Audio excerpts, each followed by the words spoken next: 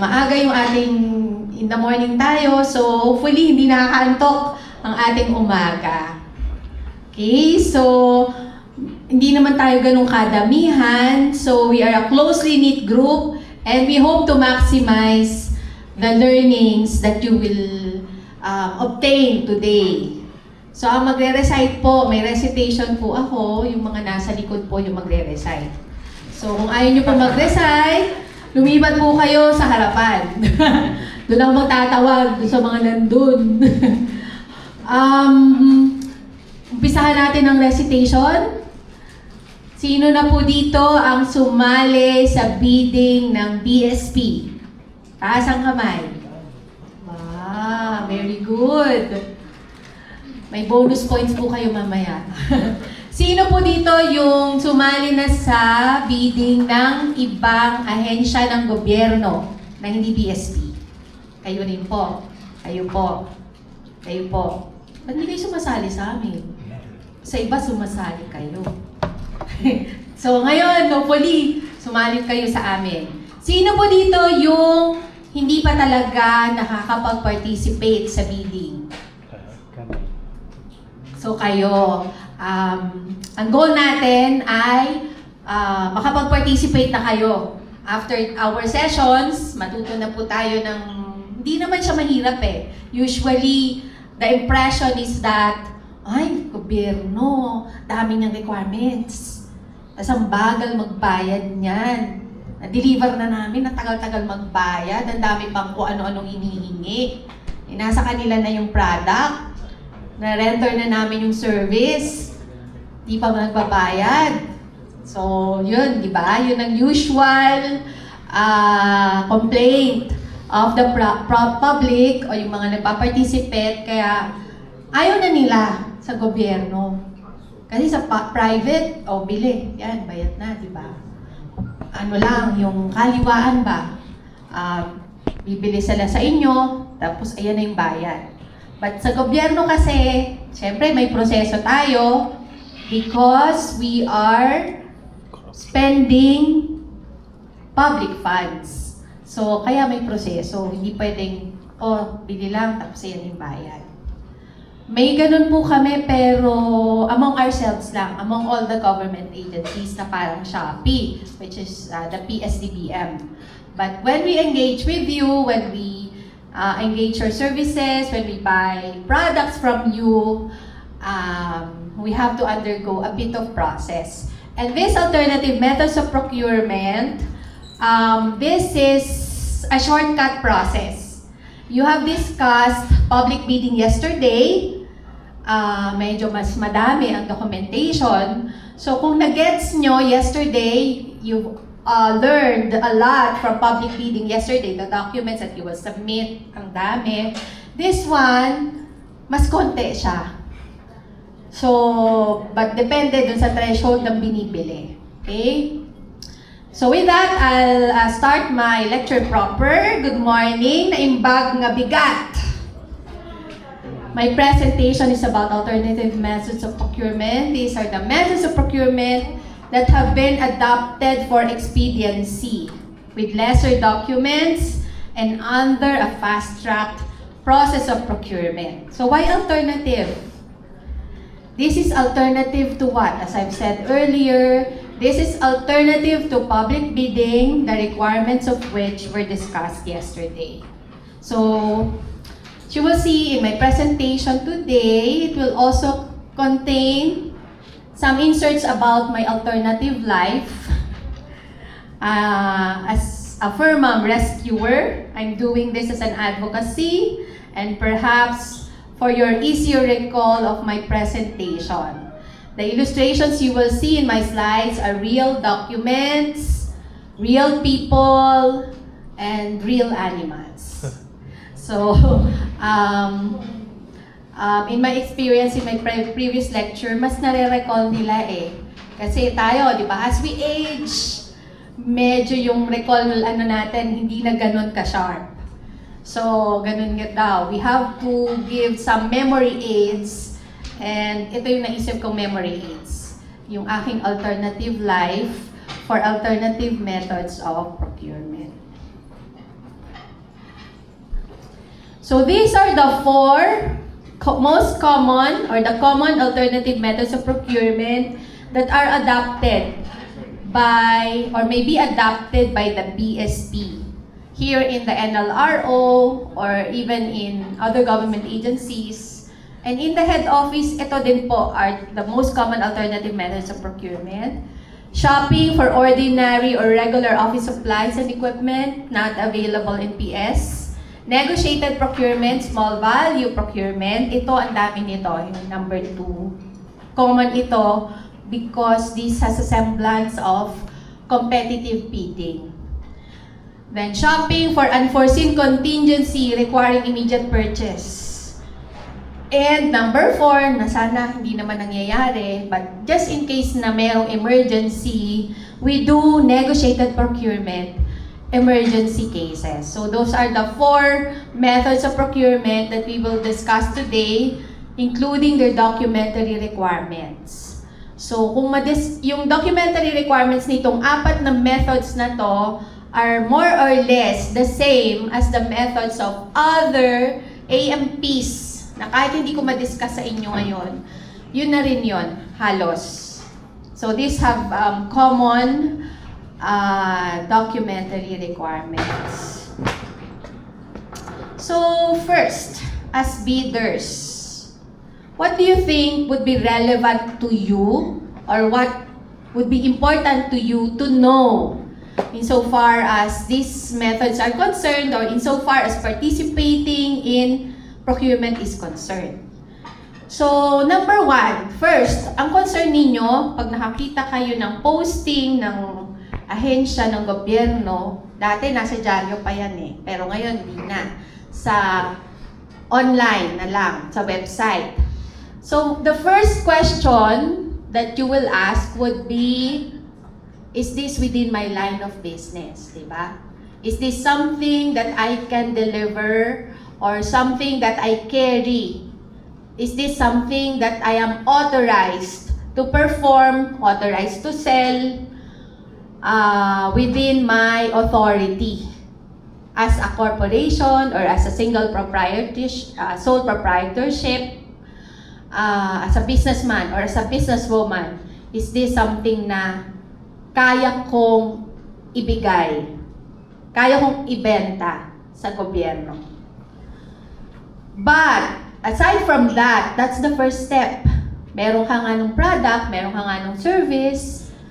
What are the documents that I need to submit to the government for me to be qualified or for me to be compliant with the procurement at hand? So, ang gobyerno, ang bidding, documents talaga yan. So, it's not enough that you have the reputation, that's a given reputation, but you have to show it eh. Hindi lang enough that the back knows that you have the qualification or you have you can render the service or product, but you have to show some documentary proof. So ganun tayo pa sa Pilipinas. So in other countries kasi nakasubmit na yan lahat eh. Presyohan na lang ang labanan or product na lang ang labanan. But in the Philippines, hindi pa tayo nasa ganung stage. But we are getting there daw, sabi ng GPTV, sabi ng PGEPS. Sa ngayon, you still have to submit these documents to us. Hindi pa siya online. Okay? So, what are the documents that you need to submit?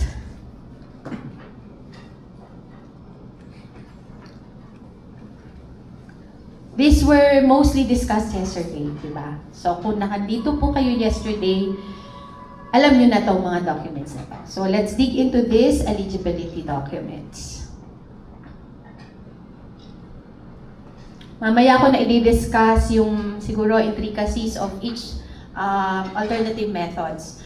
Ito muna, kasi alam ko na ito yung importante sa inyo.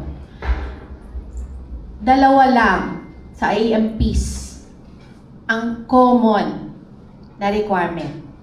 Una, mayor's or business permit, and the PhilJobs registration number. Number lang po. Not even the platinum certificate of registration. So these are the common documents that you will submit in alternative methods of procurement. So kung meron na kayo nito, okay na. You have the meron na kayong dalawang major documents na complete, na available on hand. Yung PhilJobs registration number, this is this is applied online sa PhilJobs. So i-apply nyo lang doon, may mga data kayong ilalagay, and then you will be given a PhilJobs registration number. Okay. So yan lang, dalawang yan for all the 4 AMPs and the other AMPs. This is for corporations and sole proprietorship na magpa-participate sa bidding.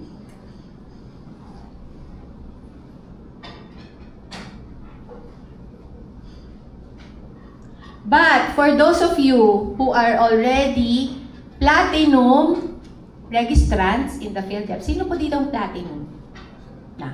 Yan, marami-rami na sa inyong platinum.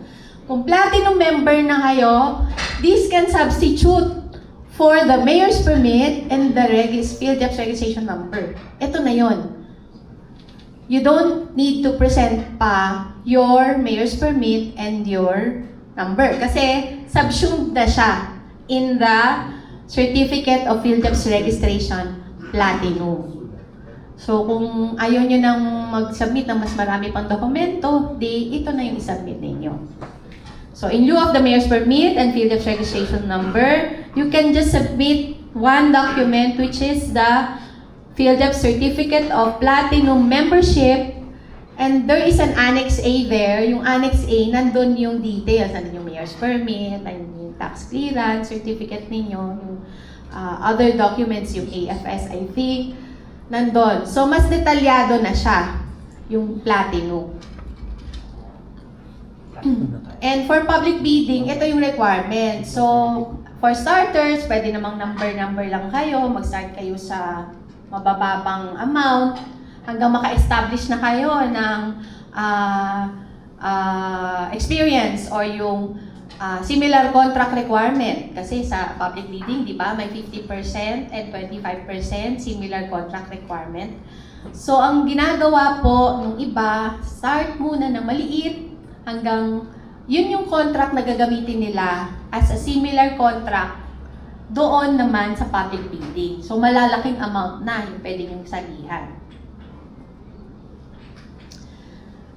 For individuals naman that are engaged under small value and I think consultancies, kunyari yung individual mismo being hired as a consultant, ito lang ang kailangan i-submit, Certificate of Registration in lieu of the mayor's permit. Kasi as an individual, kunyari ako, performer ako, at i-hire ako ng BSP to perform, I will be hired as an individual artist or performer. Hindi naman ako kailangan ng mayor's permit dyan eh. But I will have this, the Certificate of Registration, as an artist or as a performer or as a consultant. So, yun lang ang kailangan i-submit instead of the or in lieu of the mayor's permit. So far po, medyo clear. Yun yung 4 na major alternative documents, including the alternative documents.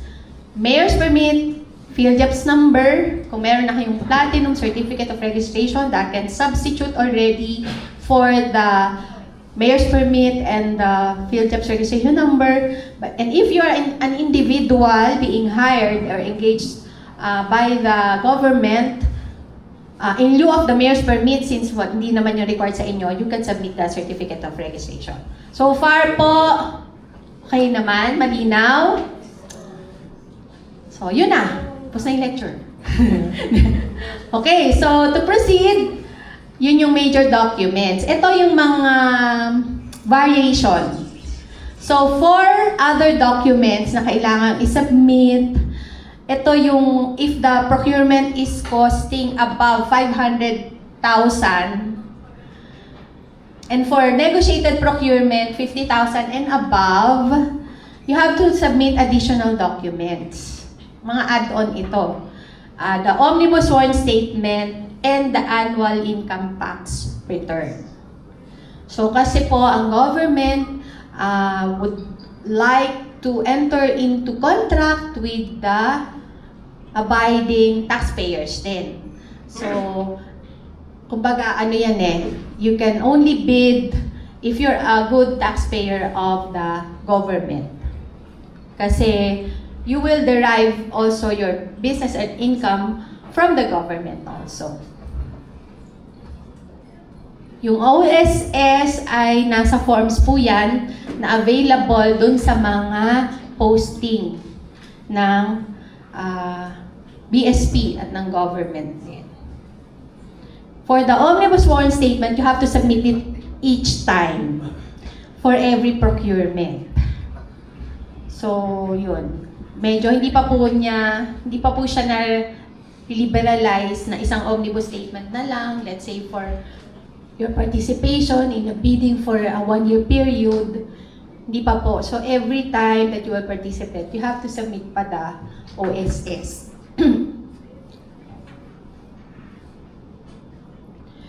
For the NFCC, medyo math po ito. Na-discuss ba ito kahapon? Hindi naman po nila. So, hindi ko na ito di-discuss ha.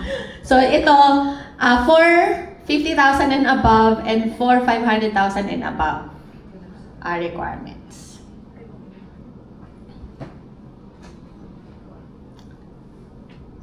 So, ito naman ay kailangan for emergency cases above 500K and for infra projects.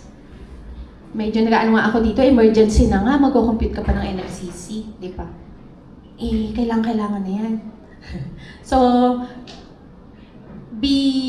na lang, yung nandun na agad yung computation ninyo at any given time, in case of emergency. Kung ang procurement namin ay emergency case. So, aside from the legal documents na pinakita ko kanina, legal and financial documents, you have to submit the technical documents. Ito madali lang to kasi for BSP terms of reference, you have to sign lang conformity to the TOR and the service level agreement. Ang medyo mahirap i-submit pero meron na naman kayo nito in your respective businesses would be the brochures, pictures, or minsan nanghihingi kami ng certification from the manufacturer. But all the rest are fillable forms like the BSP supplied evaluation matrix. You have to fill it up with your offer, yung specifications of your product. So yun ay para makita namin na SWAC nagmi-meet yung aming requirement doon sa inyong ino-offer na produkto.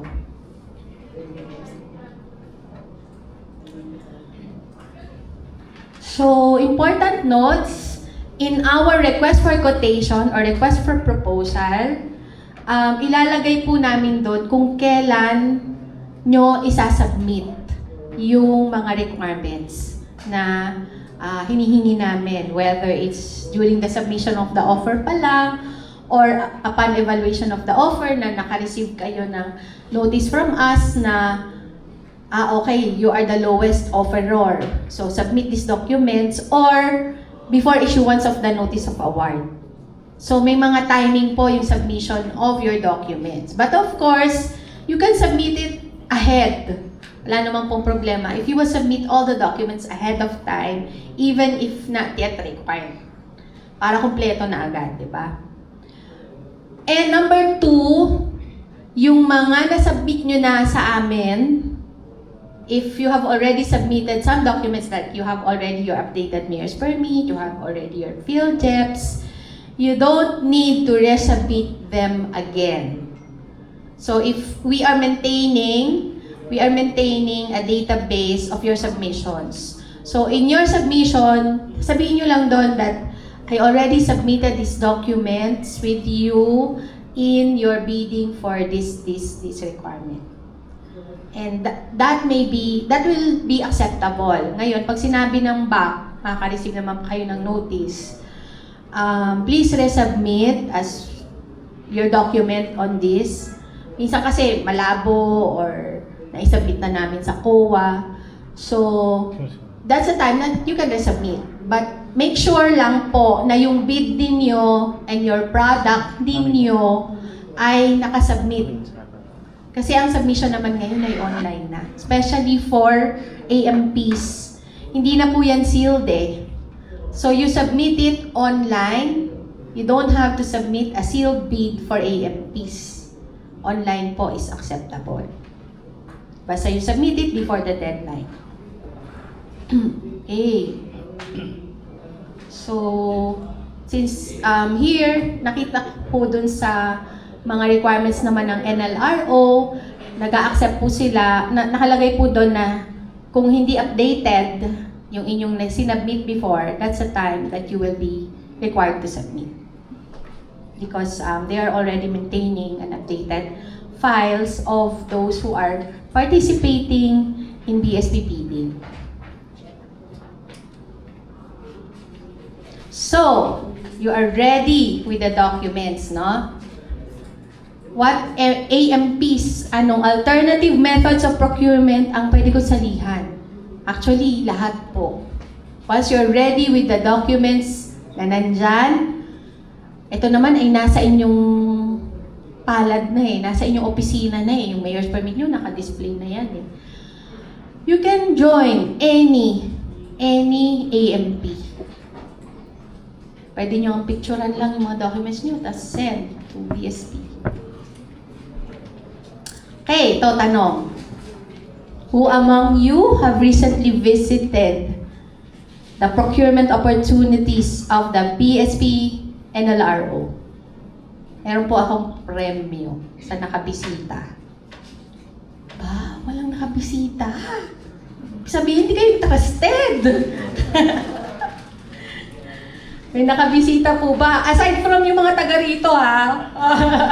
Yung mga taga, kayo po, nakabisita po kayo. Okay, sir, tsaka ma'am. Would you recall ano po yung nakapost doon na mga invitation? Ano yung request for quotation na nandoon? In the first place, alam niyo po ba kung saan titingnan? Sa tayo po, ma-cellphone tayong lahat eh. May mga cellphone po kayo? Alam niyo po ba kung nasaan yung aming postings? Aside from field jobs, kasi kung gusto niyo talaga BSP, kayo mag-participate. At kami, yung field jobs po kasi yes, nandun siya. Along with other government agencies. But kung BSP, at gusto niyo po kaming makatransact or makatrabaho, maging partner ng BSP, meron po sa website ng BSP. So, punta po tayo sa www.bsp.gov.ph and then nandun po yung sa about BSP, dun sa baba, meron dong procurement. Sino po yung unang makakakita ng procurement na nandun? Tingnan nyo po yung BSP NLRO na posting.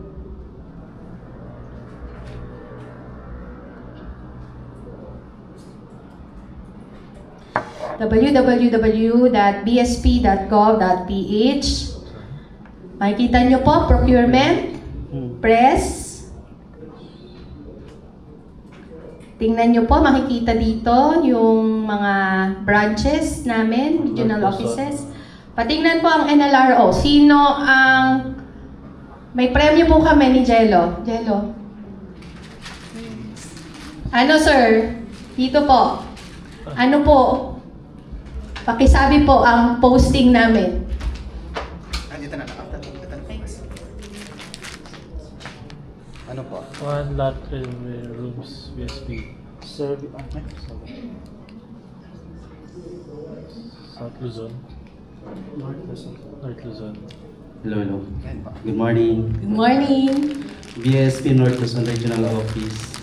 Service of a service provider company to render door-to-door delivery services of various documents of BSP North Luzon Regional Office. 1 year contract. 1 year contract of supply and delivery of purified drinking water, 5 gallon. Bottle. Yes. Including free use and maintenance of 5 units of hot and cold dispenser for BSP terms of 2025. Thank you, sir. So you have a prize. Thank you. Pabigyan din yung nandun sa dalawa, si ma'am tsaka si sir. Tig-isa sila. So ito po ang titingnan ninyo. So makikita ninyo dyan, pag binuksan natin, andyan yung requirements. Yung courier services, ito yung door-to-door, and the purified drinking water. So, if we will look at the RFQ,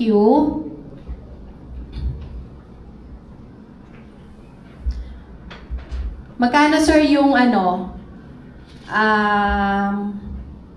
approved budget for the contract for the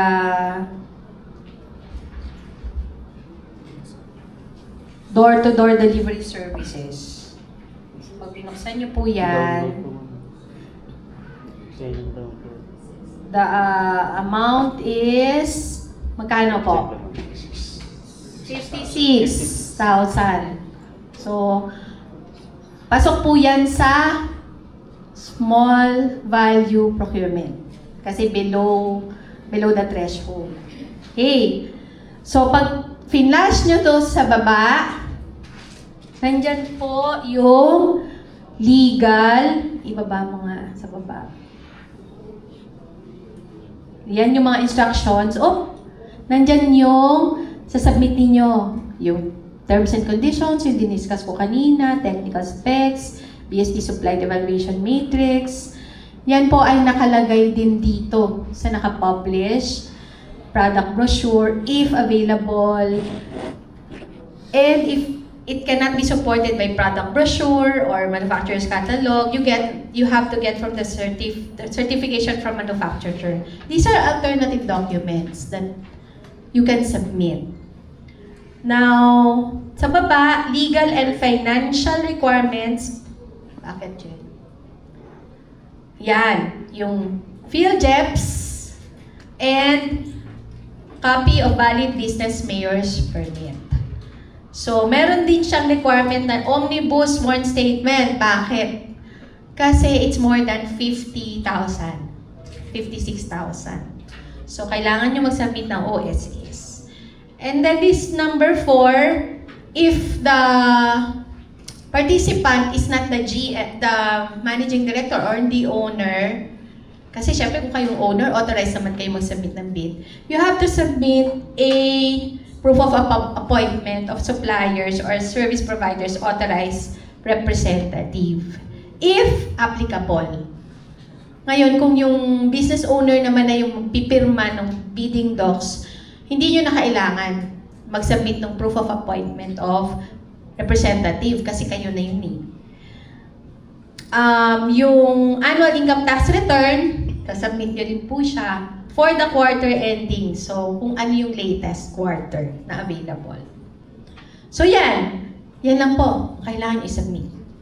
Plus, your bid. Of course, you have to submit your bid. Yung inyong quotation, magkano yung inyong offer, magkano yung total amount of your offer. Meron po ba ditong engage sa business ng door-to-door courier services among all of you na nandito? So, wala po, no? So, yung next, baka meron na. Yung isa nating available posting ay purified water. Yan, purified drinking water, 5-gallon bottle, including free use and maintenance of 5 units of hot and cold water dispenser. Actually, hindi naman talaga free use yung dispenser. Kasama na po siya sa sa presyo, inclusive. So, ang per 5 gallon is 29. Ang kanilang total price ay 70,800. So, yan po yung 2,400 bottle over a period of, I think, 1 year ito. So, yan po. At, pwede nyo rin po pala kaming sabihan. Kunyari, BSP, masyado mababa yung presyo mo. Baba yan, so hindi kami makakapag-participate. We appreciate po yung mga ganong feedback. So you can email, BSP, so sorry, I'm engaged in this business. However, the ABC that you have quoted in your publication is too low. So I will be participating in your next bidding once you have adjusted your ABC. Pwede nyo po sa amin sabihin yun. Kasi minsan, in our quotation, nag-market study po kami, ito yung makikita namin quotes na sinasubmit. By the way, we do conduct market research. Pag nakita na po namin na ito yung average, minsan yun ang average namin, nangyayari po na yung ibang mga bidders or yung suppliers will quote a lower amount. So yun yung ipapublish namin. Tapos hindi naman magpa-participate sa bidding. Tapos yung kayo na legitimate na supplier, hindi naman kayo nag-submit during the market research o hindi ho kayo nakuhanan, makikita nyo na, ay, ang baba naman ito. Ang kuripot naman ng BSP. Ang reason po kasi, ito yung nakuha namin during the time of research namin. So baka mamaya ang na-quote nila dyan ay yung gallon lang, hindi kasama yung dispenser. Eh syempre may pressure yung dispenser. Diba? So baka hindi nakuha yung quote na nakuha sa market research. So pwede po kayo mag-feedback para alam namin. So kung mag-failure, kasi sa Manila nag-failure po kami sa purified water.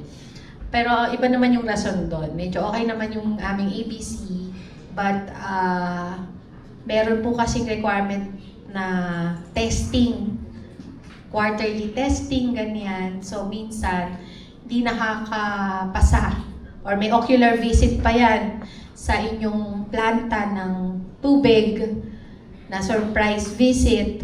So, ganun po, may mga requirement po sa terms of reference na kailangan nyo rin mong basahin. So, during the contract implementation, iba pa po yun. During the bidding, ito yung requirements, but during contract implementation, meron pa pong mga compliances po dyan, like yung mga certificate of compliance with the purity of the water na kinukuha ninyo from the laboratory, ganyan. Ngayon, may purified water po ba na supplier? Parang awa nyo na po, sumali po kayo.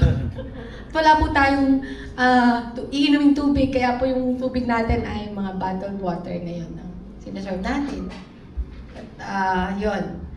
So yan, yung dalawa naming posting na kung may kilala po kayo ng mga suppliers, pakisabihan po sila and we will appreciate po your participation. Yes. Yes.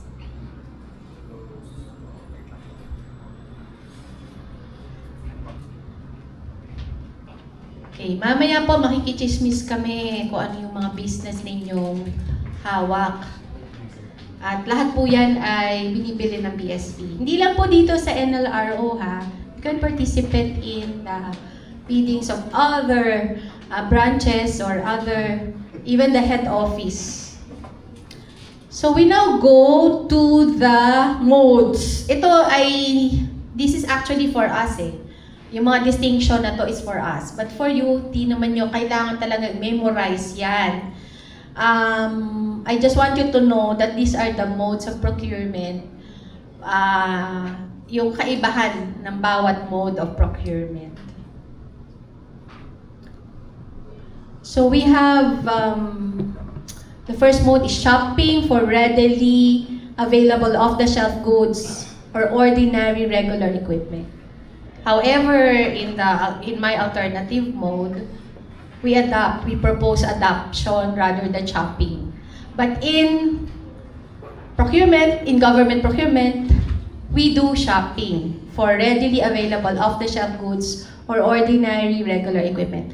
Ito po yung parang ginagawa natin ngayon na mga Shopee, Lazada, readily available off-the-shelf. Ano yung intricacy? Ito po yung aking dog na ni-rescue ko. Yun siya dati. Stray yan, stray. So, I was doing yung market sa palengke. Tapos, sumusunod-sunod lang siya sa akin eh. Tapos, pinapakain ko. Hanggang sa, napaamo ko na siya. Napaamo namin siya noong anak ko. Sumama na siya hanggang bahay. Tapos kinulong na namin siya hanggang gate. And little did we know na ganito pala siya. Na ang ganda pala niya ni Viper. So yan, tumatambay siya sa may simbahan. O dito, medyo alert kayo Samantalang yung lecture ko kanina, parang hindi kayo nakikinig. O di ba? Mas okay pagka kwento, di ba? So marirecall nyo, shopping for regular office equipment or off the shelf. But adopt, don't shop. So, sumama na siya. Tapos, ginamot namin siya, pinaginom namin siya ng mga medicine. And pinahapon na rin namin siya. At ang ganda pala niya. At sobrang bait nitong asong to, ni Viper. Sobrang cute niya, di ba? At nagkaroon na rin siya ng anak, isang anak, si Baxter. At si Baxter na ay nagkaanak na rin. Nagpapakapon naman ako, pero pag medyo okay yung itsura, kumbaga, gusto ko nagkakaroon ng continuity ba sila. Pero ngayon kapon na lahat sila. So yan. Shopping for readily available off-the-shelf goods or ordinary regular equipment. These are the mechanics. This is not available in the DBM Procurement Service. The DBM Procurement Service, ito po yung Shopee namin ng gobyerno. So kung wala siya doon sa catalog of the PSDBM, bibili kami sa inyo. Bibili kami sa private. That's the only way na pwede kami makabili kung wala siya sa catalog. And marami pong wala sa catalog. Because the PSDBM also sources these requirements from the public din. Kaya lang si PSDBM, bultuhan niya bibilhin. Bibili niya ng marami at ibebenta niya sa mga ahensya ng tingi-tingi. Of course, meron siyang konting patong doon na I think 10% of the price. But kami, nakakatipid kami sa pagpoproseso. Kaya kung nasa PSDBM yan, yung mga alcohol, yung mga cotton, yung mga kung ano-ano nandun, doon na namin siya pinibili. Pag wala siya sa catalog, at agawan po kasi to ng mga ahensya, agawan kami doon, nauubusan kami, we can buy it from the public. Pero yun nga, dito, ang medyo mahirap dito, we have to get 3 price quotations.